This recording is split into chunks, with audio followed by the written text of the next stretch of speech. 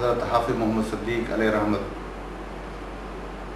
وہ علمی لحاظ سے، سماجی لحاظ سے ایک وہ اس علاقے کی منفرد شخصیت تھی۔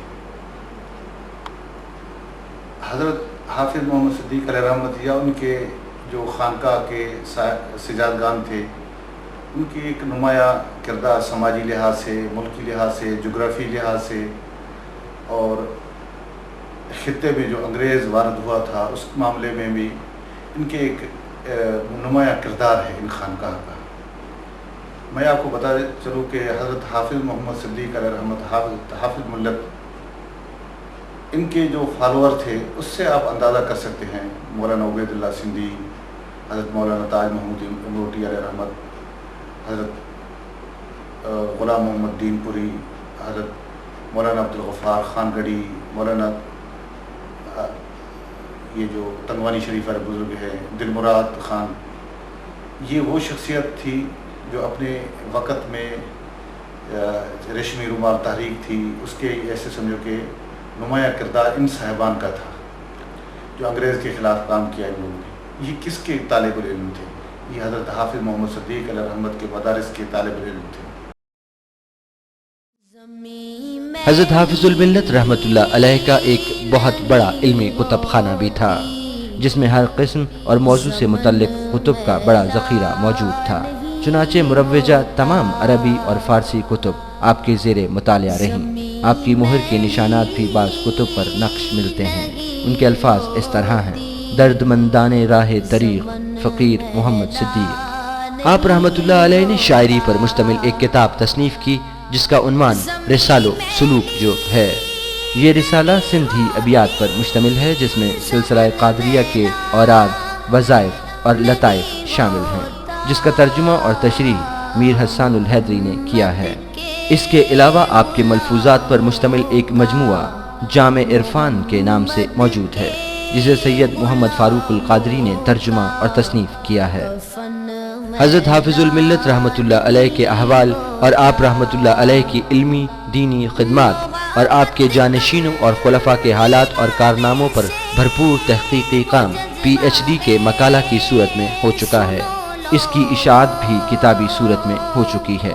کتاب کا نام شمس الطریقۃ و شریعت فی آثار حضرت حافظ الملت رحمۃ اللہ علیہ ہے۔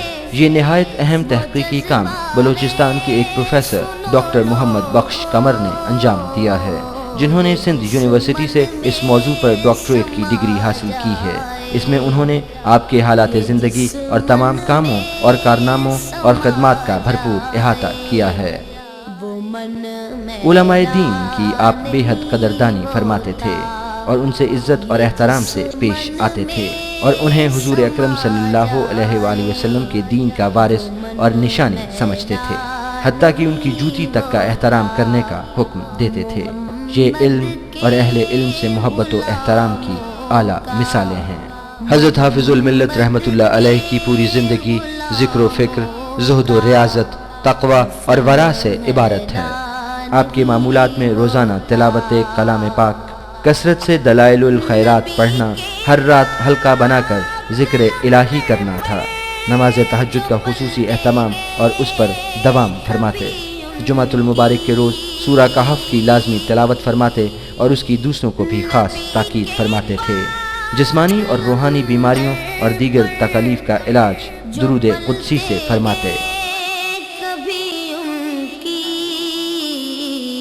زبان میلی نہیں ہوتی، صوفیانہ کلام سے آپ کو خاص شغف تھا۔ یہ کلام خالصاً روحانی اور تصوف کے رنگ میں رنگا ہوا ہوتا تھا۔ خاص کر سچل سرمست رحمۃ اللہ علیہ، شاہ عبداللطیف بھٹائی رحمۃ اللہ علیہ، بھلے شاہ رحمۃ اللہ علیہ، فقیر عبداللہ پیر پگارا رحمۃ اللہ علیہ، اس کے علاوہ فقیر صاحب ڈنو سوئی شریف رحمۃ اللہ علیہ کا کلام بھی بڑے ذوق و شوق سے سماعت فرماتے۔ آپ روایتی صوفیوں کی طرح محض حجرہ نشین پیر نہ تھے، بلکہ صوفی کے ساتھ جذبہ جہاد بھی رکھنے والی ہستی تھے۔ دین پر کہیں بھی کوئی آنچ آ جاتی تو اس کے خلاف ڈٹ جاتے اور مجاہد بن کر میدان عمل میں آ جاتے، اور بڑی سے بڑی قوت سے قطعی خوف زدہ نہ ہوتے۔ اس سلسلے کے کئی واقعات آپ کے مجاہدانہ کارناموں کے لیے مشہور ہیں۔ ان میں سے ایک مشہور واقعہ پتن منارہ کا ہے، جہاں ایک بدھ بھکشو مسلمانوں کے عقائد کو خراب کرنے میں سرگرم عمل تھا اور اس کی پشت پناہی ریاست کا ایک نواب کر رہا تھا۔ آپ رحمۃ اللہ علیہ اپنے مرشد حضرت جیلانی سائیں رحمۃ اللہ علیہ کے حکم سے ایک لشکر تیار کر کے اپنی سپہ سالاری میں بدھ مندر پر حملہ آور ہوئے اور اسے توڑ پھوڑ دیا۔ ریاست کے نواب نے آپ کو دھمکی دے کر اس سے باز رہنے کی ہدایت کی، لیکن آپ رحمۃ اللہ علیہ نے اس موقع پر نہایت بے باکانہ اور جرأت مندانہ جواب دے کر اس کے وفد کو واپس بھجوا دیا، جس کے بعد نواب کو ہمت نہ ہوئی کہ آپ کے خلاف کوئی کارروائی کر سکے۔ چنانچہ آپ رحمۃ اللہ علیہ نے اس بدھ مندر کی جگہ ایک مسجد کی بنیاد رکھی جو آج بھی وہاں قائم ہے۔ محمد کے غلاموں کا کفن میلا نہیں ہوتا، آپ رحمۃ اللہ علیہ اپنے فقراء سے بے حد محبت کرتے اور ان کے لیے منزلہ باپ کے تھے۔ جماعت کے فقراء جب آپ سے ملنے کے بعد واپس روانہ ہوتے تو آپ کی طبیعت مغموم ہو جاتی اور ان کی جدائی برداشت نہ کر سکتے اور اکثر بیمار پڑ جاتے۔ کئی بار ایسا ہوا کہ ان کو راستے ہی سے واپس بلایا گیا کہ ان کے جانے سے حضرت والا علیل ہو گئے ہیں۔ آپ رحمۃ اللہ علیہ مریدین کی تربیت انتہائی پیار و محبت سے کرتے تھے اور انہیں نصیحت بھی نہایت عمدہ انداز میں فرماتے، بڑی سے بڑی غلطی معاف کر دیتے اور غصے کا اظہار نہ فرماتے۔ عوام خانقاہ کے نسبت رکھنے والے فالووروں سے ایسے بیٹھتے تھے، ان میں سے کوئی آدمی ہے، کوئی ایسے بھی آدمی آتے تھے تو ان کو معلوم نہیں ہوتا تھا کہ ان میں سے ان کا رہبر کون ہے۔ جو آدمی نیا آتا تھا تو ان میں سے ایک خلیفے کو ہاتھ دیتا، وہ اشارہ دیتا تھا کہ آگے آگے۔ جب حضرت حافظ محمد صدیق علیہ رحمت کے موسیقی کرتے تھے تو وہ نہیں فرماتے تھے آگے، تو وہ سمجھ جاتا تھا کہ یہی خانقاہ کا خانوادہ ہے، یہی وہ شخصیت ہے جس کے ہم طلبگار اور ان کی زیارت کے لیے جس شخص کے بعد ان کے ایسی ان کی ایک نمایاں کردار تھا جو اپنے فالوور کو اپنے جیسا ہی کندن بنایا۔ یہ ایک ان کی شفقت تھی، یہ ان کی محبت تھی، ان کے ساتھ کام کرتے تھے۔ خانقاہ میں جب یہ تعمیری لحاظ سے تعمیرات کا کام شروع ہوا تو اس میں حضرت حافظ محمد صدیق علیہ رحمت، حضرت حافظ ملت خود جماعت کے ساتھ گارا کرتے تھے، اینٹیں اٹھاتے تھے اور ہر اینٹ کے ساتھ ختم قرآن کا چلتا تھا، اور جماعت کو یہ کہتے تھے کہ یہ مسجد اللہ اور رسول کی خاطر ہم نے بنائی ہے اور اس میں اللہ اور رسول کے سوا کوئی اور ذکر نہ ہو۔ آپ رحمۃ اللہ علیہ عمرا کی مجلسوں سے احتراز کرتے اور ان کی صحبت سے ہر ممکن پرہیز کرتے، اور اس کے برعکس فقراء اور مسکینوں کی ہم نشینی کو پسند فرماتے۔ آپ رحمۃ اللہ علیہ کسی کی دل آزاری اور دل شکنی کو پسند نہ فرماتے۔ پابندی عہد بھی آپ رحمۃ اللہ علیہ کی سیرت کا وصف تھا۔ کسی کے ساتھ وعدہ کرتے تو ہر حال میں نبھاتے، کسی کے ہاں جانے کا وعدہ کرتے تو ہر حال میں بڑے سے بڑا سفر کر کے وہاں پہنچ جاتے۔ صبر و شکر کے آپ بے مثال مرقع تھے، ہر حال میں صابر و شاکر رہتے اور ہر چیز اور ہر امر کو مالک حقیقی کی طرف سے سمجھتے۔ واقعہ مشہور ہے کہ ایک بوڑھی عورت جو آپ رحمۃ اللہ علیہ کی بے حد متقدہ تھی، آپ کو دعوت کر کے اپنے گھر لے گئی۔ اس نے چاول پکا کر آپ رحمۃ اللہ علیہ کے سامنے پیش کیے۔ ذوف بصارت سبب شکر اور نمک میں فرق نہ کر سکی اور محبت اور عقیدت میں بے حد نمک چھڑک کر چاول حضرت والا کے سامنے لائی۔ آپ رحمۃ اللہ علیہ نے حسب ضرورت چاول تناول فرمائے اور برتن خادم کے حوالے کیا۔ خادم نے اسے چکھا تو فوراً تھوک دیا اور بڑھیا پر غضبناک ہوا کہ تم نے یہ کیا کر دیا۔ بڑھیا کو پتہ چلا تو سکتے میں آ گئیں کہ یہ میں نے کیا کر دیا، اور پھر رو رو کر معذرت کرنے لگی کہ بڑھاپے نے مجھ میں شکر و نمک کی تمیز ختم کر دی، کیونکہ برتن دونوں ایک جیسے تھے۔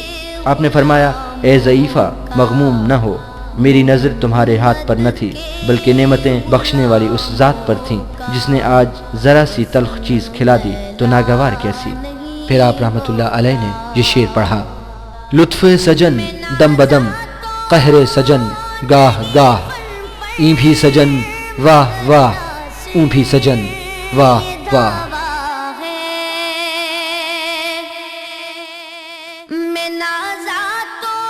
آپ رحمۃ اللہ علیہ کو ہر وہ کام اور بات ناپسند تھی جو سالک کو راہ حق سے روک دے۔ چنانچہ آپ رحمۃ اللہ علیہ اس بات کی خاص تاکید فرماتے کہ تمہیں راہ حق سے جو چیز روکے اسے توڑ دو۔ اس سلسلے میں کئی واقعات مشہور ہیں۔ روایت ہے کہ جماعت کا ایک فقیر باجماعت نماز میں نہ پہنچ سکا۔ حضرت والا نے اس سے اس کی وجہ دریافت کی۔ اس نے عرض کی کہ حضور کے لیے کپڑا بن رہا تھا، تھوڑا سا کام باقی رہ گیا تھا، سوچا مکمل کر کے خدمت میں پیش کروں گا، اس لیے نماز میں کچھ تاخیر ہو گئی۔ آپ رحمۃ اللہ علیہ نے وہ کپڑا منگوا کر جلا دیا اور فرمایا کہ جو چیز راہ حق میں رکاوٹ بنے وہ باقی رہنے کے لائق نہیں ہے۔ چونکہ انسان کی پہچان اس کی صحبت سے ہوتی ہے اور یہی صحبت انسان کو اچھا اور برا بناتی ہے، اس لیے آپ رحمۃ اللہ علیہ نے ہر حال میں صرف اہل اللہ، سالکوں اور بزرگوں کی صحبت اختیار کرنے پر زور دیا ہے۔ ایک مرتبہ دین محمد نامی فقیر نے آپ رحمۃ اللہ علیہ سے دریافت کیا کہ حضور، اگر مرشد کامل اس دنیا سے وصال کر جائے تو مریدین کو کیا کرنا چاہیے؟ آپ رحمۃ اللہ علیہ نے جواب دیا، اس کے کسی خلیفہ مجاز کی خدمت میں حاضری دینی چاہیے۔ اگر مرشد کا کوئی خلیفہ مجاز نہ ہو تو اس سلسلے کے کسی بزرگ کو ڈھونڈنا چاہیے، اس کی صحبت اختیار کرنی چاہیے۔ اس سلسلے کا کوئی بزرگ نہ ملے تو بہرحال کسی ایک جگہ ٹک کر نہیں بیٹھنا چاہیے اور کسی اہل اللہ کی صحبت اختیار کرنی چاہیے۔ فقیر نے عرض کی کہ کوئی اہل اللہ نہ ملے تو کیا کرے؟ آپ رحمۃ اللہ علیہ نے فرمایا، یہ کیوں کر ہو سکتا ہے کہ اہل اللہ ناپید ہو جائیں؟ حضرت آدم علیہ السلام سے لے کر آج تک ترکھانوں، کمہاروں، موچیوں کی دکانیں تو بند نہیں ہوئی ہیں، اللہ والوں کی دکانیں کیسے بند ہو سکتی ہیں؟ آپ رحمۃ اللہ علیہ علم کے غرور اور گھمنڈ کو بھی ناپسند فرماتے تھے۔ آپ کے نزدیک محض ظاہری علم کافی نہیں ہے اور یہ نرا ظاہری علم راہ حق میں حجاب اور رکاوٹ بنتا ہے، لہٰذا ایسا علم جو عالم کو غرور میں مبتلا کرے قطعی غیر نافع اور بیکار ہے۔ عام لوگ کرامت ہی کو ولایت میں بڑا مقام اور درجہ تصور کرتے ہیں، لیکن آپ رحمۃ اللہ علیہ کے نزدیک کرامت کوئی بڑا کمال نہیں ہے اور نہ ہی محض کرامتیں دکھا کر لوگوں کو مرعوب کرنا چاہیے۔ اصل کرامت آپ رحمۃ اللہ علیہ کے نزدیک مخلوق خدا کی خدمت اور داد رسی ہے۔ آپ رحمۃ اللہ علیہ کی طریقت میں چونکہ اتباع رسول صلی اللہ علیہ وآلہ وسلم اور شریعت کی مطابقت کو خاص مقام ہے، اس لیے آپ ہر قسم کی لغو اور فضول رسموں اور حرام اشیاء کے استعمال سے نفرت کرتے تھے۔ آپ رحمۃ اللہ علیہ ہر اس شادی کی رسم میں شرکت نہ فرماتے جہاں ڈھول باجے اور اس طرح کے دوسرے خرافات ہوتے۔ آپ رحمۃ اللہ علیہ کے ہم اثر بزرگوں میں حضرت حزب اللہ شاہ راشدی رحمۃ اللہ علیہ، حضرت خواجہ غلام فرید رحمۃ اللہ علیہ، مخدوم محمد اشرف کامارو شریف رحمۃ اللہ علیہ، مفتی عبدالغفور ہمایونی رحمۃ اللہ علیہ کے نام نامی مشہور ہیں، جن سے آپ کی نہ صرف ملاقاتیں ہوئیں بلکہ صحبتیں بھی رہیں۔ جس طرح معجزہ نبوت کے لیے برہان اور حجت ہے، بالکل اسی طرح کرامت بھی ولایت کے لیے محبت کا درجہ رکھتی ہے۔ یہی وجہ ہے کہ ہر دور میں صاحب ولایت کی کرامات کا چرچا رہا ہے۔ حضرت حافظ الملت کی بھی بے شمار کرامات مشہور ہیں۔ روایت ہے کہ فقیر دین محمد قلات کا باشندہ تھا، پیش کاٹنے کی خاطر رات کو پہاڑوں پر چلا گیا تاکہ حضرت والا کے لیے بوریاں بنا کر پیش کر سکے۔ اچانک زوردار پتھر اس کے قریب آ کر گرے، لیکن فقیر بال بال بچ گیا۔ آواز آئی، تمہارا مرشد کامل ہے ورنہ ہمارے ہاتھوں کوئی نہیں بچا۔ کچھ روز بعد جب یہ فقیر حضرت والا یعنی حضرت حافظ الملت رحمۃ اللہ علیہ کی خدمت میں حاضر ہوا تو آپ رحمۃ اللہ علیہ نے اس سے فرمایا کہ فقیر، ایسے خطرناک مقامات پر مت جایا کرو، وہ پتھر ہم نے ہی تم سے ہٹائے تھے۔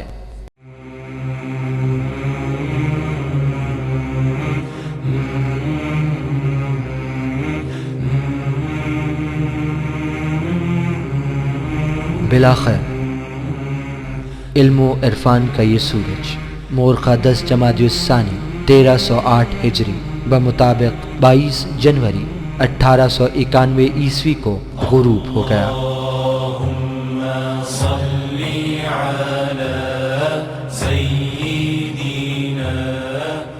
اس وقت آپ رحمۃ اللہ علیہ کی عمر 74 برس تھی۔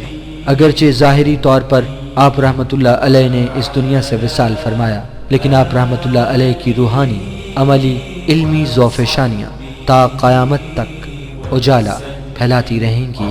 باوجود کہ آپ کے دنیا سے گئے 1.25 صدی ہو چکی ہے، مگر آپ رحمۃ اللہ علیہ کے در پر حاضری دینے والوں کی تعداد میں دن بدن اضافہ ہوتا جا رہا ہے اور آپ رحمۃ اللہ علیہ کی تعلیمات پر عمل کرنے والے آج بھی زندہ اور پائندہ ہیں۔ ہر سال ہزاروں کی تعداد میں آپ کے چاہنے والے مریدین، فقراء، معتقدین اور دیگر بے شمار لوگ آپ رحمۃ اللہ علیہ کے عرس مبارک پر روضہ پر حاضری دیتے ہیں اور روحانی پیاسی نہیں بجھاتے بلکہ دنیاوی مشکلات بھی حل کراتے ہیں۔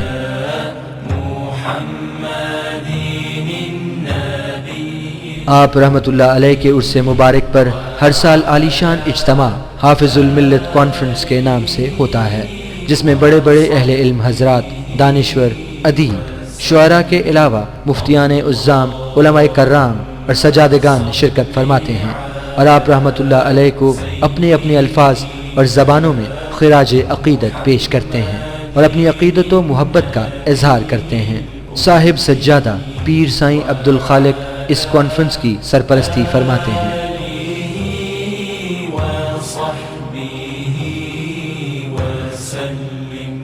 آپ رحمۃ اللہ علیہ کے بعد آنے والے آپ کے جان نشینوں یعنی حضرت حافظ محمد عبداللہ المعروف ہادی سائیں رحمۃ اللہ علیہ، حضرت پیر عبد الرحمن المعروف بھورل سائیں رحمۃ اللہ علیہ، حضرت پیر عبد الرحیم شہید المعروف شہید بادشاہ رحمۃ اللہ علیہ اور پیر عبد الحلیم رحمۃ اللہ علیہ نے آپ کے مشن کو پھیلانے میں کوئی کسر نہیں چھوڑی اور ان ہستیوں کی کاوشوں نے علاقے اور خطے پر دور رس اثرات مرتب کیے، جس میں عظیم جذبہ تحریک آزادی ہے، جس کے نتیجے میں یہ مملکت خداداد پاکستان معرض وجود میں آئی۔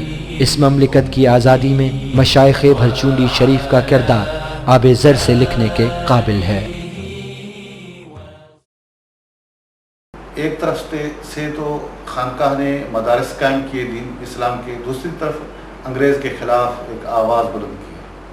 بر صغیر میں آپ کو پتہ ہونا چاہیے، جی علانہ نے ایک کتاب لکھی ہے تحریک آزادی میں سندھ جو حصہ، کتاب کا نام ہے، اس میں انہوں نے لکھا ہے کہ حضرت قائد اعظم محمد علی جناح کے سامنے جب انگریز نے قرارداد پاکستان کا جو رکھی تھی کہ کسی اس علاقے سے بھی آپ قرارداد پاکستان منظور کرائیں، تو بر صغیر میں کئی جگہ پر مسلمانوں کی حکومت تھی، مگر وہ لکھتا ہے اس چیلنج کو سارے بر صغیر میں پیر عبد الرحمن بھرچونڈی والے نے قبول کیا اور قرارداد پاکستان منظور کرائی۔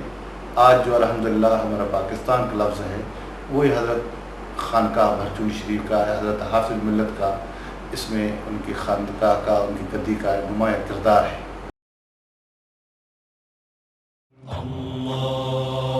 آپ رحمۃ اللہ علیہ کا عالی شان روضہ مبارک جو کہ آپ کے پہلے جان نشین حضرت حافظ محمد عبداللہ المعروف ہادی سائیں رحمۃ اللہ علیہ نے تعمیر کروایا، آج بھی بھرچونڈی شریف خانقاہ کی عظمت کی گواہی دے رہا ہے اور مستقبل میں بھی خدا جانے کتنے لوگ اس آستانے پر حاضری دے کر اپنی دنیا اور عاقبت سنوارتے رہیں گے۔